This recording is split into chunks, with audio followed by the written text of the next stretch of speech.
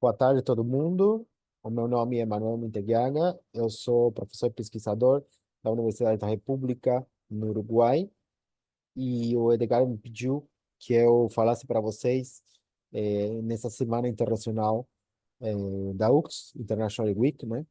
Então eu vou ministrar uma palestra para vocês, eu estou fazendo ela gravada por ter compromissos, mas eu vou deixar o meu e-mail, caso vocês tiverem alguma dúvida, vocês não duvidem em me contatar, bem?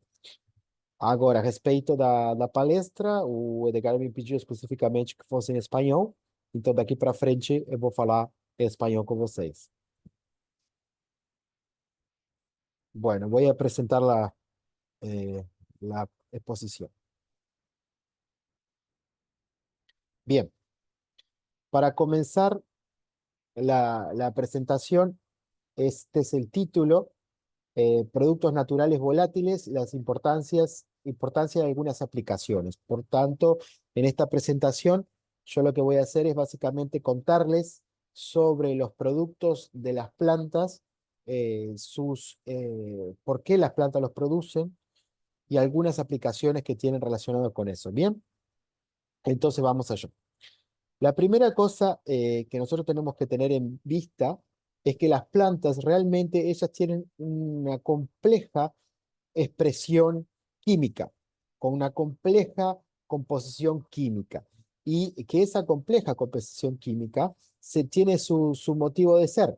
Esa compleja composición química depende de una serie de factores ambientales, entre ellos las precipitaciones, la estacionalidad, la altitud en que la planta se desarrolla, la radiación ultravioleta, la composición atmosférica, en fin, todos factores en este caso abióticos, ¿bien? Pero también pueden haber algunos factores bióticos, como por ejemplo la relación con insectos, la herbivoría, la polinización. También pueden haber factores directamente relacionados con el hombre, ¿bien? Entonces, si la interacción hombre-planta puede ejercer su influencia en la composición química. Por ejemplo, si una persona colecta muchas veces material de una misma planta, la planta va a reaccionar a la persona, ¿bien? Emitiendo una composición química diferente. Pero a su vez, también hay algunos otros elementos, como por ejemplo la edad de la planta, también involucra a la composición química. No es lo mismo la expresión química de un árbol, por ejemplo, viejo que de un árbol nuevo. Obviamente la química va a ser diferente. Bien, y después, bueno, otros factores también del medio, como son el suelo, la disponibilidad de agua, en fin. Entonces, esta diapositiva, el objetivo es mostrarle que en realidad la composición química de una planta es altamente dinámica, no es estática. Entonces, si les preguntan qué composición química tiene determinada planta, nadie puede dudar en decir que eso varía con el tiempo, varía incluso con la incidencia del día y de la noche, con el ritmo circadiano. Entonces no existe una composición química fija, sino que realmente depende de las condiciones del ambiente en ese momento que hacemos el estudio. Bien, o sea, cada vez que nosotros hacemos un estudio, lo importa, es como si sacáramos una foto de la composición química de la planta en ese momento. Bien, dicho esto, entonces, ¿por qué le voy a hablar de los compuestos volátiles? Y aquí viene un ejemplo de lo que se le conoce como el volatiloma. El volatiloma es una de las dimensiones de la expresión de la planta. ¿Qué es esto?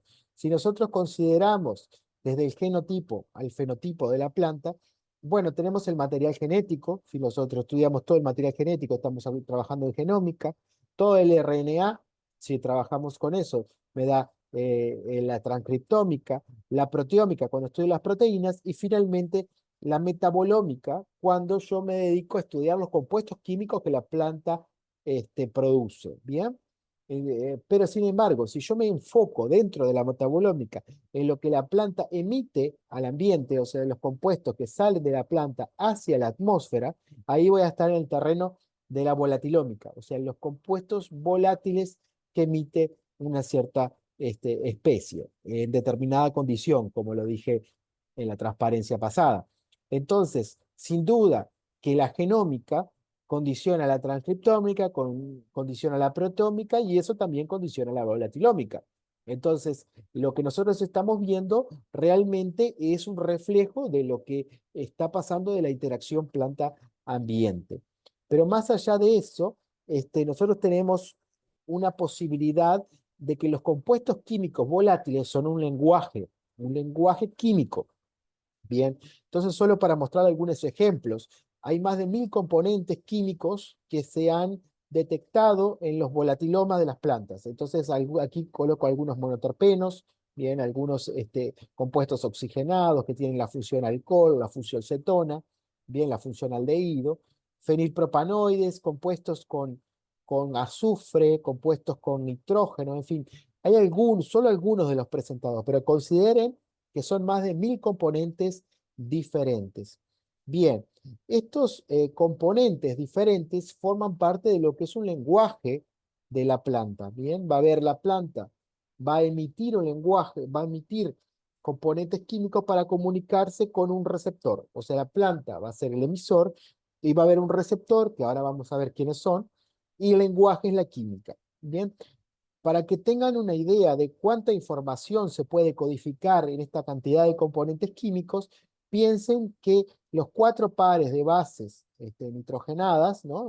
Citosina, guanina, adenina, timina, codifican nuestro material genético, que nos hace ser lo que somos y de pasar de generación a generación. O sea, imagínense que si eso se hace solo con 4, imagínense la cantidad de información que se podría codificar con los compuestos volátiles. Realmente sería muchísimo. Bien. Pero cuando nosotros estamos viendo estos 1000 compuestos, más de 1000 componentes volátiles, en realidad estamos viendo una parte muy chiquita de lo que es la expresión de la planta. ¿Por qué? Imagínense que nosotros estamos viendo los productos finales. Bien, estamos viendo, por ejemplo, el compuesto este es el 32. Pero sin embargo, hay compuestos intermediarios que muchas veces no los vemos. Y también atrás de cada flechita azul que está indicada aquí, hay enzimas. Hay un paquete enzimático que está destacado para la producción de estos compuestos, que muchas veces son una única enzima produce varios tipos de compuestos. ¿Bien? Y a su vez hay, por ejemplo, intermediarios del estilo, en este caso, cationes, que están formando parte de la síntesis de la planta y no los vemos. ¿Bien? También hay regulación, hay transporte, porque todo esto se dan diferentes comportamientos celulares. Entonces, cada vez que vemos el volatiloma de una planta, que vemos el producto final, no tenemos que perder de vista que hay un montón de cosas atrás.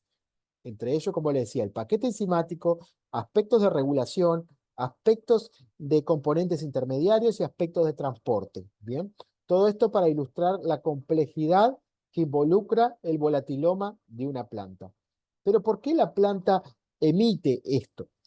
Antiguamente se consideraba que el volatiloma, los productos de volátiles eran productos de desecho, que la planta se los eliminaba a través de, digamos, emitirlos a la atmósfera. Hoy en día ya sabemos que no es así, bien, que la real función de los compuestos es la comunicación química.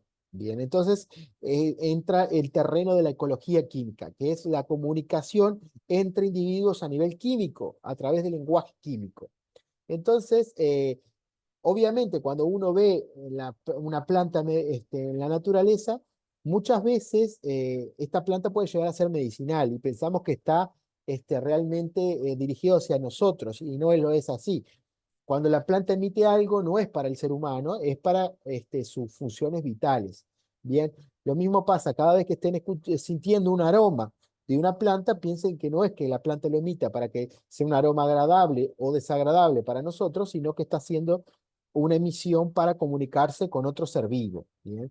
Entonces, por ejemplo, un ejemplo claro es la atracción de polinizadores. Muchos insectos, entre ellos las abejas, son muy sensibles a los compuestos volátiles emitidos por las plantas. Entonces, una vez que los compuestos volátiles son emitidos, los insectos a través de sus antenas pueden detectarlo y a algunos les puede resultar atrayente. Entonces va hacia esa fuente atrayente que le dice, bueno, está en condiciones de polinizar.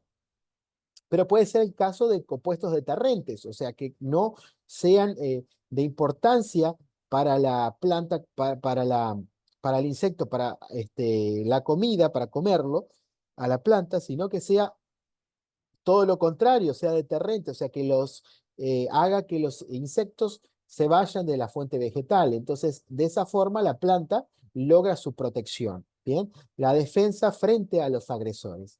Y la tercera forma de comunicación, no son las únicas, ¿bien? Es entre planta y planta. Entonces, algunas plantas coordinan entre sí la floración. Vieron que las plantas, cuando están en condiciones naturales, en general, florecen todas juntas. Eso, hay una coordinación fina a través de compuestos volátiles. Cuando alguna planta está siendo agredida, también hay una comunicación química. Voy a hablar un poquito más adelante de esto. Y así las plantas se comunican entonces a través del volatiloma, a través de estos compuestos, a través de estos productos naturales volátiles. Entonces, para colocar un ejemplo en la atracción, piensen en esta planta, esta flor, que se le conoce como hibisco, ¿bien? Que por ejemplo, ella es polinizada por mariposas, ¿bien? Pero cuando está cerrada, cuando es un botón floral, no está en el momento exacto de la polinización, ahí emite componentes químicos que son detrimentales y apartan al polinizador. Solo en este momento, cuando es la ventana cierta, janela cierta, para la polinización, es que se producen los compuestos atractivos, y una vez que es polinizada, ya nuevamente se emiten compuestos de que ya no es momento de polinizar. Bien, entonces, es en este momento, en el momento que la flor está receptiva, que emite compuestos atrayentes. En estos estadios ya emite compuestos que no son atrayentes, justamente para repeler esto, porque puede ser que el insecto, realmente para concentrar al insecto y que vaya solo a la planta en este momento. Bien, pero los compuestos químicos volátiles no solo sirven para atracción, sino sirven como deterrencia, como le decía. ¿Sí? Entonces, aquí vean, por ejemplo, una micrografía electrónica de la superficie de una hoja, donde van a ver algunas glándulas específicas, que si uno hace un aumento pueden llegar a verse cosas así. Son tricomas glandulares, que dentro de ellas, de esos como arbolitos, hay compuestos volátiles. ¿Y para qué están esos compuestos volátiles ahí? Bueno, una cosa es que, por ejemplo, es para la defensa frente a un herbívoro. Bien, ese herbívoro va a pasar, aquí por ejemplo, vean los tricomas glandulares, ¿no? Va a pasar frente a los tricomas glandulares, se van a romper, y ese tricoma glandular va a liberar compuestos tóxicos para el insecto. Bien, tanto sea en la forma de compuestos tóxicos contra el metabolismo del insecto, como pueden ser compuestos que de alguna manera logren que el insecto se pegue a la superficie de la planta. Entonces, con eso, consecuentemente, muere. Bien, entonces todo esto es un sistema complejísimo que ha evolucionado para la defensa de la planta, junto con cosas que no dependen solo de la química. Por ejemplo, vean estos pelos de naturaleza no glandular, que no emiten compuestos volátiles, sin embargo tienen forma de ganchos. Esos, esos pelos están diseñados para atrapar a los insectos de menor porte, y también no dejarlos o mover sobre la superficie de la hoja, o si se mueven, que se muevan muy poco, o que no se muevan en absoluto. Bien, pero hay muchos compuestos químicos volátiles que son compuestos emitidos para, no para insectos, sino en este caso para pájaros. Entonces yo le coloco aquí el espantapájaros natural. Son dos compuestos que hasta tienen forma curiosa, tienen forma de espantapájaros, que son el metilantranilato y el dimetilantranilato. Son compuestos que se emiten a la atmósfera por ciertas plantas y resultan sumamente irritantes para los sistemas sensoriales de los pájaros. Entonces los pájaros realmente no consiguen acercarse a fuentes que estén emitiendo este tipo de componentes. Aquí estamos viendo un mecanismo muy sofisticado de defensa química. Estamos hablando de compuestos que la planta emite para lograr la deterrencia de los pájaros. Y esto es fundamental, por ejemplo, en aquellos casos que los pájaros comen demasiados frutos, por ejemplo. ¿Bien? Esto sucede en la naturaleza.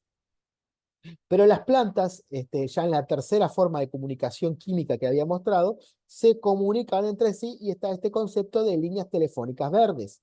Entonces las plantas se comunican, imagínense, aquí hay una oruga comiendo en la superficie de una hoja. Cuando come, elicita, o sea, emite, consigue que se emitan ciertos compuestos químicos que están señalizados con la flecha roja, que hace que esos compuestos puedan emitir una señal hacia otra planta. Bien, esos compuestos le dicen a las plantas de la misma especie, estoy siendo atacada. Entonces, de esa forma, las plantas se avisan unas a otras a través de compuestos volátiles nuevamente de que están siendo atacadas. Pero no solo se avisan de planta a planta de la misma especie, sino que muchas veces es una señal interespecífica, o sea, entre plantas de diferentes especies, lo cual es una cuestión muy, muy interesante. Y cada vez más se está estudiando en la ecología química. Y para cerrar, justamente con esta parte, esta es una charla muy corta.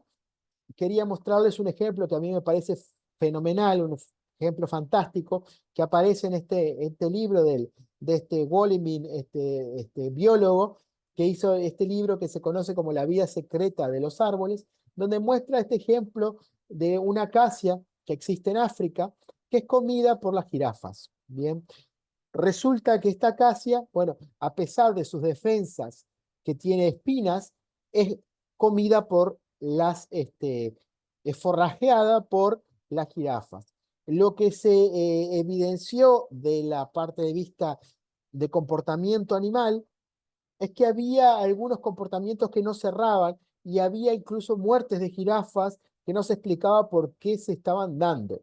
Bien, entonces, ¿qué pasó? Imagínense que las plantas comían sobre este árbol que está aquí en este momento. Bueno, el hecho de comer sobre ese árbol, bien, hacía que ese mismo árbol, algo muy parecido a lo que estaba acá, ese mismo árbol lograba comunicarse con los demás árboles diciéndole estoy siendo comido. Y entonces, ¿cuáles eran los compuestos que se emitían? Eran estos, este compuesto principalmente, el etileno, que el etileno es una hormona vegetal.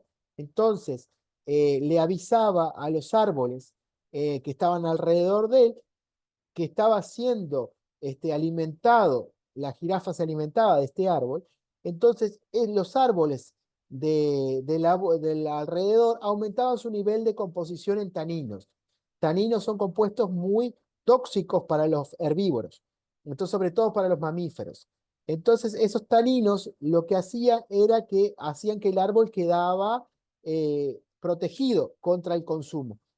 Entonces lo que se vio que los árboles a favor del viento tenían una muchísima más concentración de taninos que los que estaban en contra del viento. Bien, entonces los árboles que estaban a favor del viento eran incluso venenosos, o sea, tenían altísimas concentraciones de taninos, sin nunca incluso haber sido comidos, o sea, sin nunca haber sido fuente de alimentación. Sin embargo, tenían esta concentración muy, muy alta de taninos. Sin embargo, las jirafas aprendieron el comportamiento y empezaron a comer a contraviento. Entonces, comían y en lugar de comer a favor del viento, esas comenzaron a comer en contra del viento.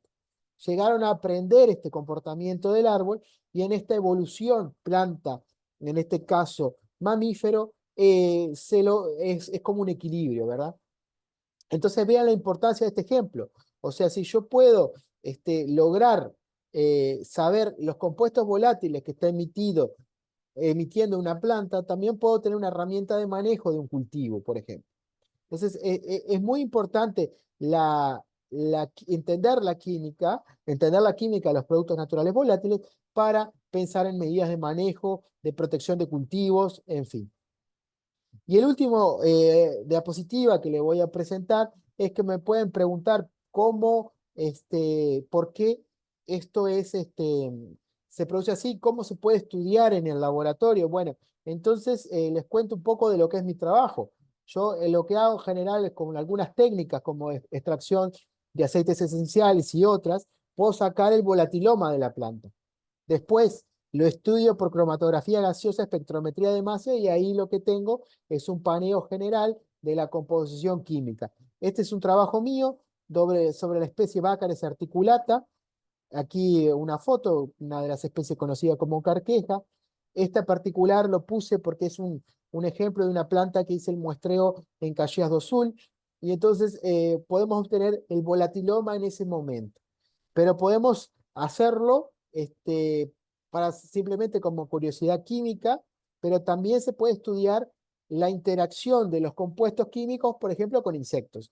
Y aquí les cuento el ejemplo de lo que se conoce como cromatografía gaseosa, electroenterografía o EAD, que utiliza la antena del insecto como un detector, porque la antena del insecto es como si fuera nuestra nariz. Entonces, emite los compuestos químicos que pasan a través de una antena, generan una respuesta química, una respuesta en realidad fisiológica en la mariposa, en el caso, o polilla en este caso. Bien, entonces lo que se hace es en la técnica de electroantenografía, básicamente se saca las antenas de un insecto, se la coloca entre dos electrodos, aquí lo estoy mostrando, bien, y se hace pasar un flujo de gas de un cromatógrafo gaseoso a través de la antena. Bien, entonces, por ejemplo, miren aquí yo tengo un cromatograma donde puedo ver la respuesta química y aquí puedo ver la respuesta de la antena hacia esos compuestos químicos en tiempo real.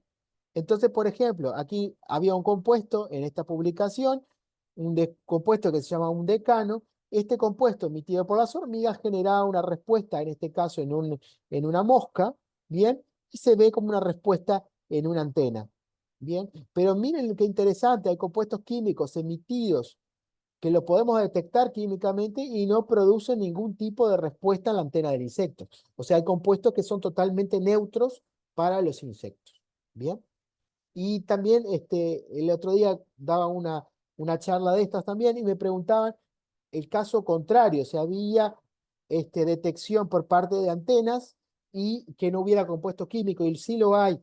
Muchas veces la antena es tan sensible que puede detectar compuestos que el detector químico no lo consigue detectar. Entonces, para un ejemplo de un laboratorio que yo trabajé, se tuvieron que hacer un pool de 200 hembras de un lepidóptero para juntar una cantidad suficiente de material para que se pudiera ver un pico cromatográfico en el detector químico, pero ya solo con los compuestos de una hembra daba para verlo en el electroantenograma, o sea, a través de la detección de la antena.